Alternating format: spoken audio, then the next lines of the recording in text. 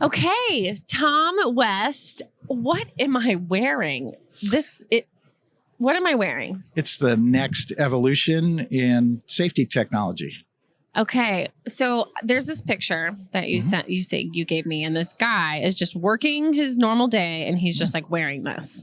Is this what the next generation is going to look like? People are going to be wearing these daily? Yeah, I think. And what even am I wearing? Yeah, it's a wearable sensor technology that we've developed at MākuSafe. And if you don't mind, I'll back up just a minute and tell you a little bit about what led us to start this company. Please. So, about 15 years ago, I was a college professor for all in about 30 years. But I had a long history of management and leadership. Very cool. Small business, entrepreneurial type classes over the course of 30 years. I taught a lot of stuff. And I've got a background in HR and learning and development. But about 15 years ago, there was a guy in my class that would, come into a night class at 6 o'clock, his eyes half closed. He was tired, new baby, working 2 jobs, and he's dragging his behind. And 5 minutes into class, he would look at me in the front row and say, something you said last week just didn't sit well with me. And the rest of the students would realize, oh, these two are going to argue again for 3 hours. And we became friends. And Gabe was different then, and he's certainly different now. Very entrepreneurial, and a critical thinker and a problem solver. Ooh, I like people that challenge other people in a really healthy way. Well, that's the crux of it. That's really wonderful. I helped him with a few businesses over the course of the last several years that he successfully grew and exited. And then about 7 years ago, I got a call that said, I know it's Saturday, but do you think you can put aside your business and your life and come to work for me full time on Monday? And I did. And there's nobody else I would have said yes to. So, wow. His vision for MākuSafe really was born out of the fact that he's from a very large family that's always been in industry. And at the time, he had just exited a software company and went to visit his dad, who was the safety director responsible for about 2,000 people. And he was going to just take Dad to lunch and showed up on a real bad day when there was a regulatory agency there to conduct an audit investigating a hearing loss claim. Oh. So Dad couldn't go to lunch, but Gabe, being the smart guy that he is, started to follow around the auditors and ask an awful lot of really good questions about why we're waiting until accidents occur to look for contributing factors and root causes. And don't we live in an age now, if we're predicting that by the end of the week conditions are good for a tornado, why can't we use technology to highlight where risks and hazards exist and provide immediate notifications so that leadership can solve problems before people get hurt? So that started our path. To date, I think we've raised about $20 million. We're venture backed. We work with an awful lot of work comp insurers and a lot of, end users in industry. And it's something we're very proud of. We're now at work on 4 continents. So wow. For a technology startup based in Des Moines, Iowa, to have achieved this kind of rapid growth is quite impressive. So what exactly am I wearing? Yeah. What is this called? Well, it's called the MākuSafe wearable device, right? It's carried in an armband worn holster. So the core bit of electronics. And I can wear this over my clothes and it will... It's intended to be worn on the outside of clothing. Yep. Okay. But in short, we're monitoring a bunch of environmental hazards, typically the realm of the industrial hygienist. Okay. Some seemingly simple things, but temperature and humidity being monitored around you as an individual allows us to calculate a real-time heat index for every individual, whether they're working indoors or out or in close proximity to, heavy machinery or in the shade.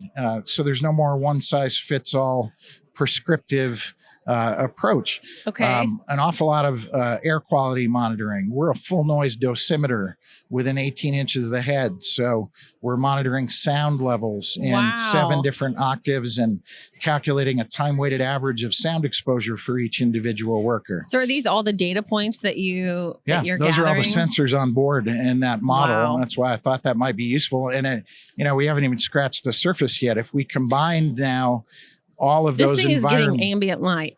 Yeah. In Lux.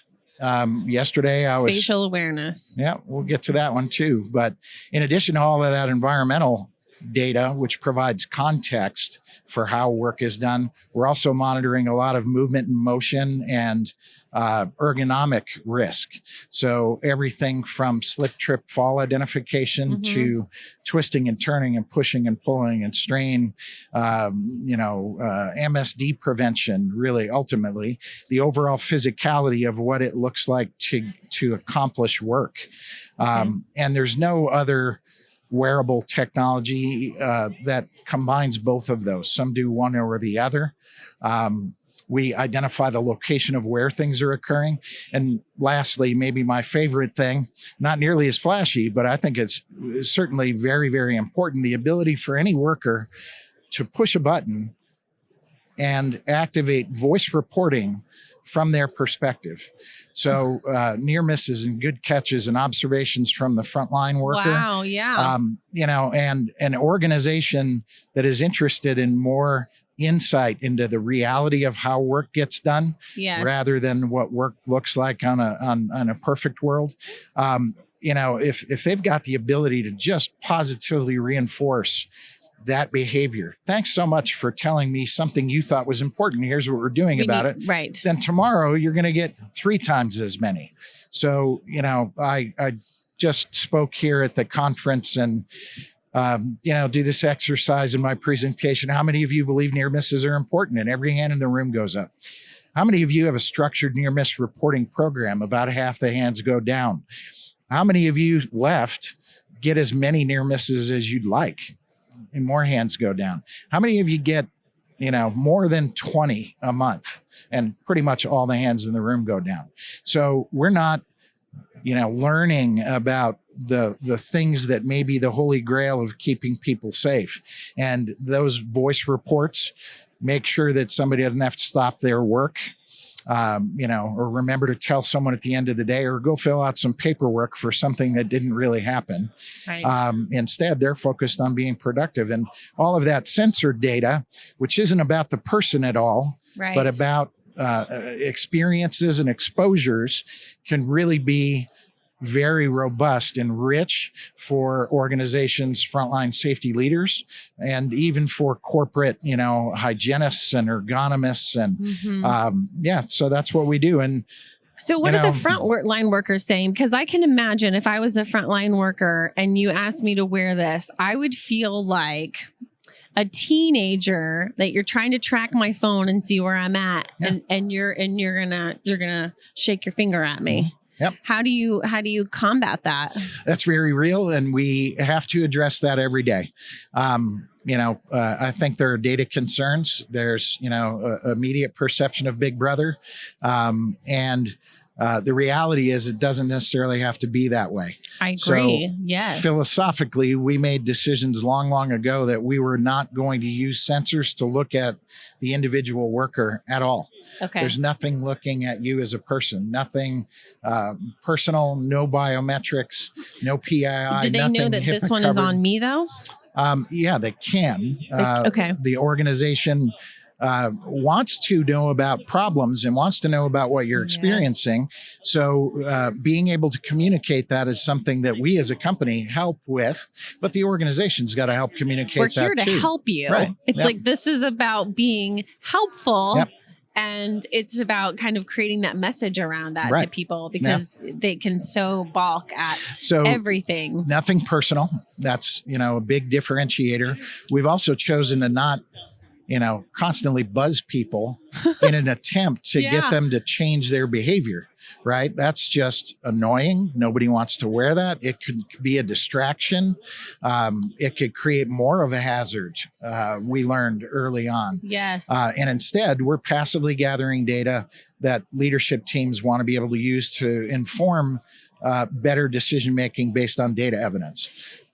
What is your suggestion on how often they gather this data? How often they look at this data? Well, that's a very good question. We're gathering data continuously. Right. All right. Taking snapshots of environmental conditions, and when something outside of normal work occurs, like a little slip, you might not even think that you slipped. Or, your first reaction might be, I hope nobody saw that. Keep on with my day. But, you might be one instance in a trend or a pattern that's been going on for a week in the loading dock, and we're able to drop pins on a location floor plan so that those trends and patterns begin to emerge. How an organization and how its leadership team uses the data and how often they should look at it. We encourage everybody to opt in for immediate notifications about those voice reports. Okay. Right. That is a no-brainer. If somebody's telling you something, you should probably respond to them. Do you have a software that this goes into, or would they maybe put it into like a different kind of safety software? That's the other like half Sospes? of the solution. We have an enterprise-grade software platform that we're very proud of that has evolved over time. And its intent is to make data immediately actionable. Right. That's agree. Yeah. I mean, we don't do everything. We're not a repository for JHAs and inspections. We can integrate and exchange data with any software platform, given our open API structure. Sure. And we do that with a lot of clients. But for the frontline safety manager or shift supervisor to be able to, even on their phone, right, get immediate notifications about slips, trips, and falls, about, the latest voice memos that have occurred, or Stacey's experiencing high heat and is in, a high noise, low light environment. I want to go do an observation. So those things can be responded to immediately. Like they just go over there and immediately mitigate this issue. Yeah. Very good. Well, so if you don't mind circling back to the beginning, the question that you asked me, what is this? And I said, it's the next evolution of safety technology. My presentations here at the conference were really about not our product, although, this is an emerging area. So what we've done and what we've learned in our approach is relevant. And now the results are impressive.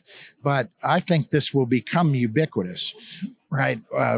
Every insurance company advertisement you see on TV now has a module they want you to plug into your car. We are where they... I did that for my insurance company. I was like, I'm a good driver. Yeah. But honestly, I was just the normal driver that I always was, because it just like, I didn't really change a lot. So it got real actual data from me. And you probably got a discount for using it. I did not. Oh, I'm sorry. That might be your driving habits. I did not. Oh, it is. It was terrible. I was like, why does this thing keep beeping at me? Yeah. And I was, but it was interesting because it was like, I was like, I guess I stopped too quickly and it would beep. And I'm like, okay, so I was able to actually help my, my patterns and like, I don't know. It was really interesting, but no, I did in fact not get a discount. I was hoping I would. I will blame that on my husband though, because he was also driving the same vehicle. Oh, there you go. And I could pull up on the thing. I'm like, you were driving that day. There's like 10 beeps. Yeah. So the data's there. Yeah. You can get all the data. And really, I think what's interesting about that is like, I didn't really change. I mean, I changed some of the behaviors, but you got just real data. Yeah. I mean, it got real honest data. Mm-hmm. Yep. So I think we are where automobile telematics were just a few years ago, right? Yeah. And for work comp insurers, which is one of the benefits of being based in Des Moines, Iowa. We're the largest insurance capital in the country, nice. Or number one or number two to Hartford, depending on who you talk to. But we've been working with risk control professionals, loss control, risk improvement at work comp carriers, agents, and brokers for a long, long time. There's a transformational shift happening in insurance. No longer is it, their desire to just be content with writing a check to repair and replace losses. Right. Instead, they're trying to predict and prevent and work with their policyholders and deploy the considerable resources that they have to help their insured solve problems. So we've worked with numerous insurance companies that are subsidizing pilots of our technology for their policyholders. And what we've seen is really dramatic in terms of loss histories and claims frequency and severity prior to MākuSafe and, just 6 months after. I love this so much. I think, it is the next generation to safety. And I think it's cool. I don't even know that I'm wearing it. That's by design. In a lot of industrial environments, you can't wear something on your wrist. Right. I talked with somebody yesterday who said, we're piloting Apple Watches and we're about to deploy those to all of our workforce. And I was like, well, the first one of those that gets broken when you realize it costs $300 a piece, right? Or somebody forgets it at home and it's not company controlled because you gave it to them. There's a lot of alternate solutions out there that just aren't as practical, easy to deploy. I mean, honestly, we cost less than work gloves. So technology has gotten very small. Nice. We're extremely robust and it's accessible and it can be human centric and respect worker privacy while accomplishing, those objectives for EH&S professionals. Those are really good values. I appreciate that. I know that other people too. So it's so good talking to you. Yeah, great to meet you too.